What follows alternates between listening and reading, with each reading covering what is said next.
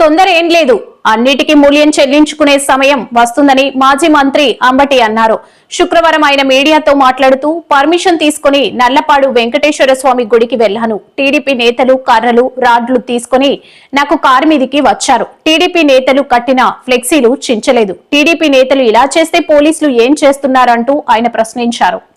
చేసుకుందామనేటువంటి ఉద్దేశంతో నేను రాజమండ్రిలో రిలీజ్ అయిన తర్వాత కొన్ని విషయాలు మాత్రమే మాట్లాడి ఈ సంఘటనా స్థలంలోనే అన్ని విషయాలను మాట్లాడనే ఉద్దేశంతో మొన్న నుంచి ఈ రోజుకి వాయిదా వేసుకున్నాను.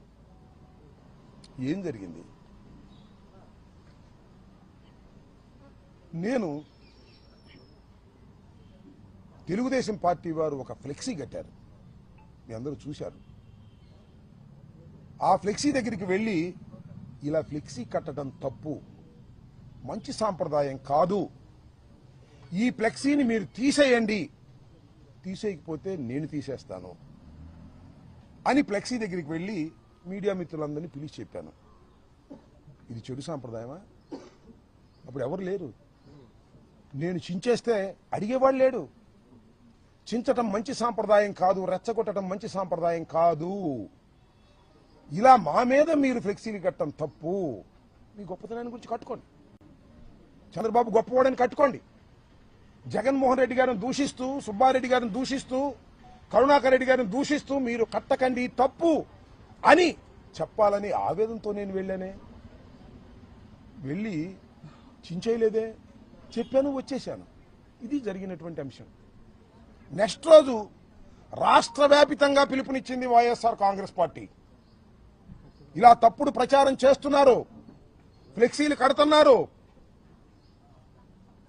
దీని మీద గుళ్ళల్లో పూజ చేసేయి. ఎందుకంటే లడ్డూకు సంబంధించినటువంటి అంశం అది, పవిత్రమైన లడ్డూకు సంబంధించిన అంశం అది.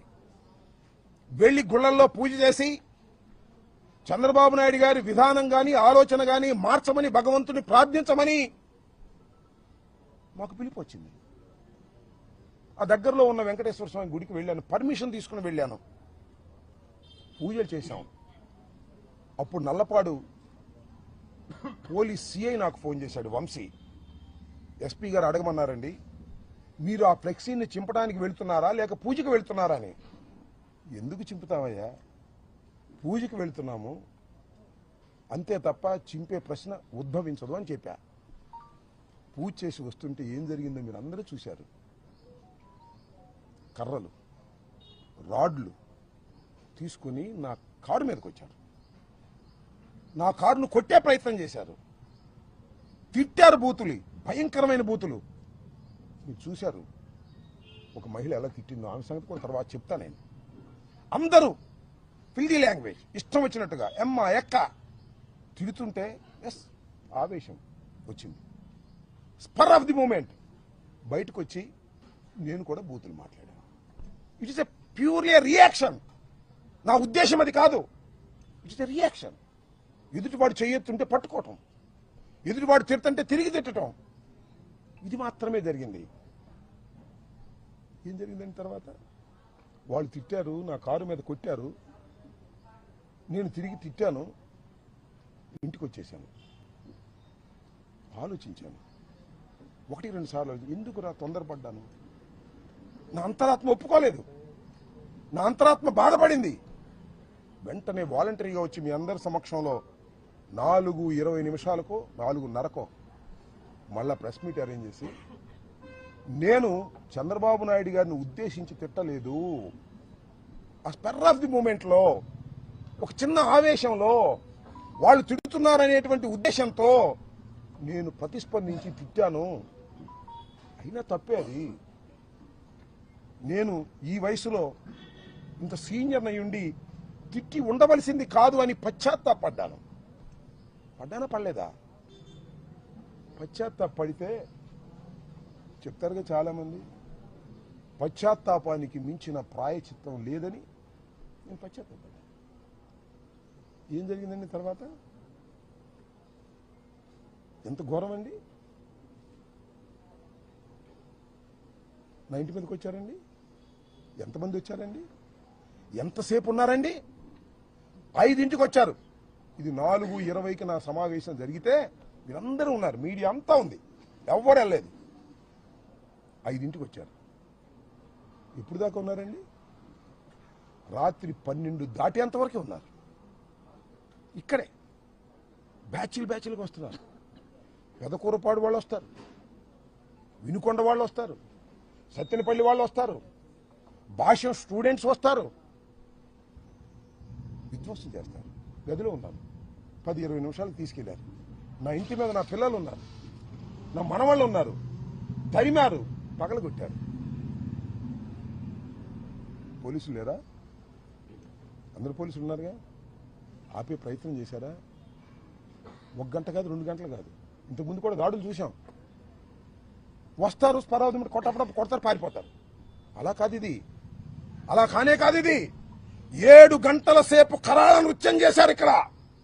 ఎవరి మద్దతుతో చేశారు? ఇక్కడ పోలీసుల మద్దతుతో చేశారు. రక్షించవలసిన వాళ్ళు పోలీసులు, హింసాత్మక సంఘటనలు చేస్తున్న వాళ్ళు తెలుగుదేశం గూండాలు.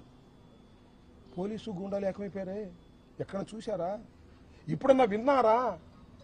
పోలీసులు గూండాలు ఏకమైపోయి అతి దారుణంగా పగలగొట్టే కార్యక్రమం చేశారు, కొట్టే కార్యక్రమం చేశారు. ఈ ధర్మమైన ప్రజాస్వామ్యంలో నేను అడుగుతా ఉన్నా, రాష్ట్ర ప్రజానీకాన్ని అడుగుతా ఉన్నా, సుఖంగా జీవించాలని కోరుకునేటటువంటి పౌరులను అడుగుతా ఉన్నా. సీఐలు పర్యవేక్షణ, ఎందుకంటే ఇక్కడికి వచ్చిన వాళ్ళ మీద మళ్ళీ ఎదురుదాడి చేస్తారేమో వైఎస్ఆర్ కాంగ్రెస్ పార్టీ వాళ్ళని. బయటే వాళ్ళని కొట్టి పంపించారు, నన్ను చూడటానికి వచ్చేవాడిని. మీకు చిత్రం చెప్పనా? ఒక సిఐ గంగా వెంకటేశ్వర్లు లోపలికి వచ్చాడు, వీళ్ళందరినీ తీసుకొచ్చాడు. సార్ పారిపోండి, పోలీసు చెప్తున్నాడు పారిపోండి అని. మేము రక్షణ కల్పించలేం, పారిపోండి అంటున్నాడు. ఈ గోడ దిగి పారిపోండి అన్నాడు. మిస్టర్ గంగా వెంకటేశ్వర్లు, అంతా నువ్వే దాడి చేయించుతున్నావు. పారిపోవటం కంటే చచ్చిపోవటం మేలు, పారిపోను అని చెప్పా. ఇలాంటి సంఘటన ఎప్పుడన్నా విన్నారా మీరు చరిత్రలో? సినిమాల్లో అయినా చూసారా? ఎంత దారుణం అండి ఇది. ఒక మాజీ శాసనసభ్యుడిని, 68 సంవత్సరాల వయసు కలిగిన ఒక సీనియర్ నాయకుడిని, చెన్నారెడ్డి ముఖ్యమంత్రిగా ఉన్న దగ్గర నుంచి రాజకీయాల్లో ఉన్నవాడిని, ఎన్టీ రామారావు శాసనసభలో ఉన్నప్పుడు నేను శాసనసభలో ఉన్నాను, చంద్రబాబు శాసనసభలో ఉన్నప్పుడు నేను శాసనసభలో ఉన్నాను. ఇంత దారుణం అండి.